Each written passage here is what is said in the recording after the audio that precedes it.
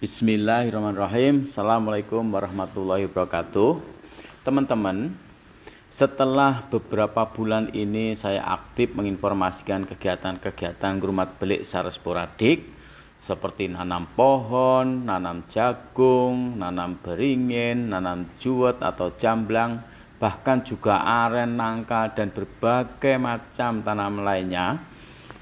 Mungkin beberapa postingan saya yang tidak sistem begitu membuat beberapa orang bertanya, apakah sistem yang dikembangkan ada? Maka saya secara khusus mau menerangkan beberapa inisiatif awal yang sudah kami lakukan serta apa-apa yang ingin kami capai di masa yang akan datang.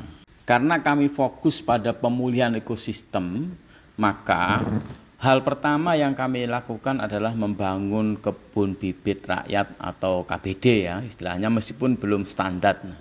Kebun ini kita siapkan untuk menghasilkan bibit-bibit tanaman lokal dan tanaman-tanaman bernilai tinggi lainnya yang ditujukan untuk kegiatan ekonomi juga konservasi. Kami memperbanyak durian, kopi, nangka, alpukat, bahkan juga beringin untuk disebarkan masyarakat dan juga kami tanam di kebun-kebun kami sendiri. Selain juga kita masukkan kelapa, aren, dan berbagai macam jenis lainnya ada di kebun bibit rakyat kami. Ini adalah sistem pertama yang kita bangun karena fokus kita pada awal adalah untuk membangun ekosistem. Nah, yang kedua ya, setelah kebun bibit itu ada, kami juga membangun agroforestry di kawasan hutan yang selama ini kurang memperhatikan kaidah-kaidah konservasi. Padahal kawasan tersebut masuk dalam areal tangkapan air hujan di mana sumber-sumber mata air atau yang kami sebut sebagai belik dipakai oleh masyarakat untuk kebutuhan mereka. Jadi tanpa membangun agroforestry di kawasan tangkapan itu, maka sumber-sumber mata air atau belik-belik tersebut akan terancam posisinya. Sehingga agroforestry kami pilih karena memberi peluang ekonomi langsung pada masyarakat di satu sisi, tetapi di sisi lain juga memiliki fungsi konservasi. Hingga saat ini kami telah menanam ribuan bahkan puluhan ribu pohon buah-buahan seperti nangka, alpukat, jambu, jengkol, duku, bahkan juga beringin ya. Kami memilih tanaman tersebut karena ekonominya juga karena tujuan ekologi. Nah, tanaman-tanaman tersebut oleh masyarakat cenderung dipanen buahnya daripada pohonnya, sehingga tutupan lahan tetap terjaga, sehingga potensi kerusakan terhindari, ekonomi masyarakat meningkat. Membangun agroforestry tidaklah mudah karena petani sampai hari ini masih bertanam tanaman-tanaman pangan ya dominan ya di sana, sehingga mengalihkan menjadi agroforestry akan sangat sulit, sehingga kita tetap memberi percontohan pada tahap-tahap awal bagaimana menanam tanaman semusim di bawah tegakan yang baik ya. Terasering dan tumpang sari yang optimal kami introdusir ke plot-plot kami agar petani bisa meniru secara langsung bagaimana memilih bibit yang bagus, merawatnya, serta rekomendasi-rekomendasi pemupukan juga kita sampaikan.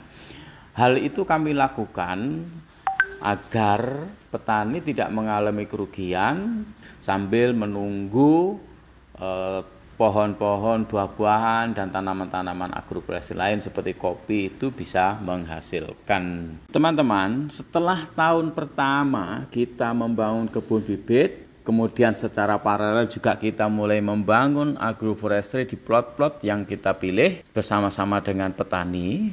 Dan setelah agroforestry-nya itu mulai terbangun, maka yang ketiga kami kemudian membangun kandang ternak. Kandang ternak kami bangun setelah agroforestry betul-betul sudah menghijau dan bisa memproduksi daun-daunan baik dari tanaman-tanaman asli yang ditanam ataukah kemudian tanaman-tanaman penaung dari pohon-pohon kopi. Nah, keberadaan kandang ini sangat membantu biaya produksi agroforestry karena kami tidak lagi membeli pupuk dalam jumlah banyak sebagaimana sebelumnya.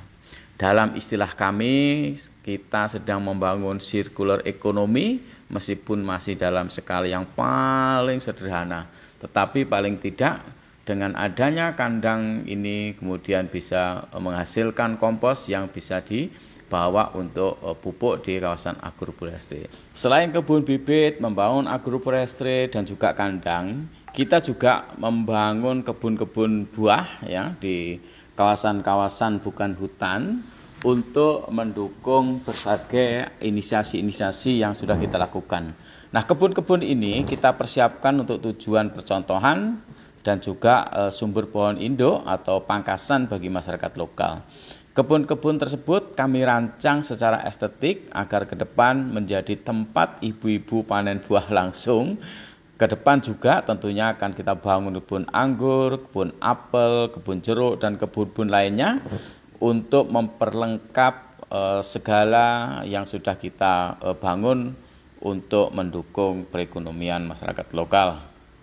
Tidak berhenti di sana teman-teman, aktivitas kami yang keempat adalah memperbanyak tanaman-tanaman buah di area-area publik ya. Buah-buah itu nantinya dapat diakses oleh anak-anak kecil secara bebas. Kami ingin mengembalikan keriangan masa lalu ke dunia mereka saat ini. Pengalaman masa kecil kita bisa panjat pohon mangga, nangka, jamblang, kedondong, murbei, dan lain-lain hilang karena tanamannya diganti sengon yang tidak berbuah. Karena itu di pinggir-pinggir lahan dan di ruang-ruang publik kami juga menanam berbagai jenis tanaman buah seperti besaran, murbei, kedondong, bahkan aren dan kelapa juga kita perbanyak untuk memperkaya komoditi yang bisa kemudian nanti diambil oleh anak-anak di masa yang akan datang.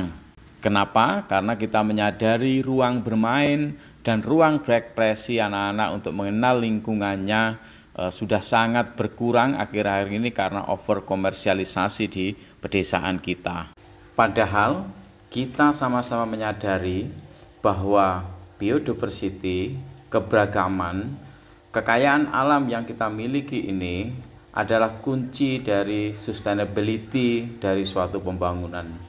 Tanpa menjaga sumber daya alam, maka sustainability akan terganggu. Ngurmat Belik juga mengembangkan sistem distribusi produk-produk pertanian, terutama pangan pokok, yang nantinya akan diarahkan untuk mensuplai atau kemudian menjual juga hasil produksi pertanian agar mereka tidak tergantung dari aktor-aktor ekonomi dari luar. Kita mengembangkan kios pangan desa, kios pangan kampung yang diarahkan untuk memberi alternatif ya, bagaimana masyarakat lokal membangun cadangan pangan. Kios ini berkembang di seluruh kampung untuk mensupport masyarakat yang membutuhkan pangan murah berkualitas.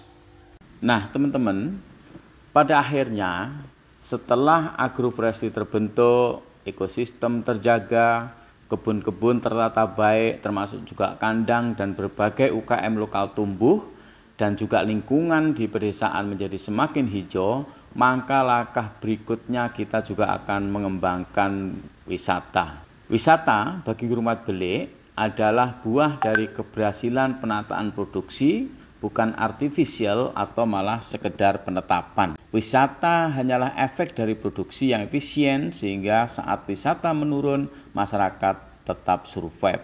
Karena inti dari ekonomi pedesaan adalah di produksi.